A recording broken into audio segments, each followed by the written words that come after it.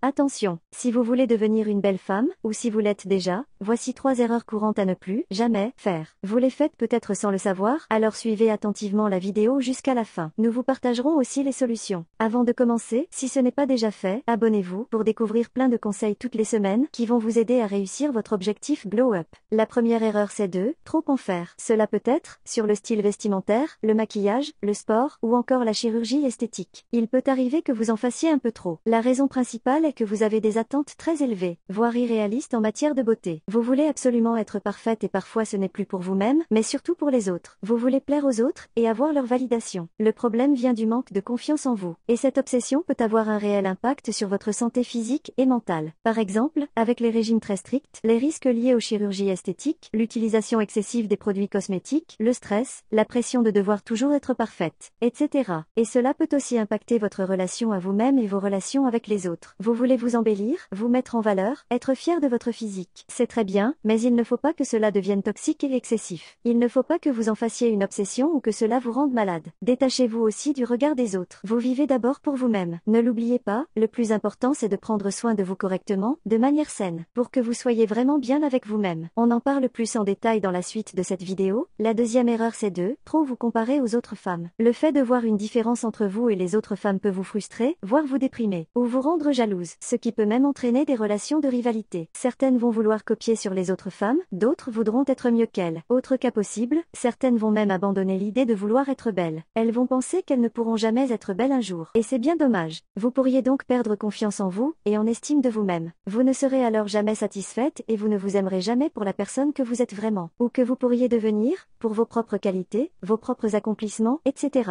Au lieu de vous comparer, vous pouvez à la place vous inspirer des femmes à qui vous souhaitez ressembler, et vous concentrer davantage sur vous-même, sur vos propres qualités, vos propres atouts, compétences, talents, vos propres objectifs dans la vie, etc. C'est aussi ce qui va vous rendre unique et belle à votre manière. Vous allez donc pouvoir vous distinguer des autres femmes. Et au-delà du physique, détachez-vous de ce que vous pouvez voir sur les réseaux sociaux, mais aussi des attentes des autres, ou de la société, en matière de beauté. Ne vous mettez pas la pression, et ne vous rendez pas malade. Vous devez avant tout chercher à être vous-même, à être bien avec vous-même et à vous aimer. Alors ne vous inquiétez pas. Si une personne vous aime vraiment, et sincèrement, ça ne sera jamais que pour votre physique. La troisième erreur c'est de trop vous focaliser sur l'extérieur, alors que l'intérieur est tout aussi important. Vous travaillez beaucoup sur votre apparence physique et moins, voire pas du tout sur l'intérieur, votre personnalité, vos qualités, vos atouts, vos compétences, votre bien-être intérieur, votre développement personnel. Certaines personnes peuvent l'oublier ou ne pas prendre le temps de travailler là-dessus sérieusement. Il doit y avoir un équilibre entre la beauté extérieure et la beauté intérieure pour être vraiment bien avec vous-même, mais aussi avec les autres.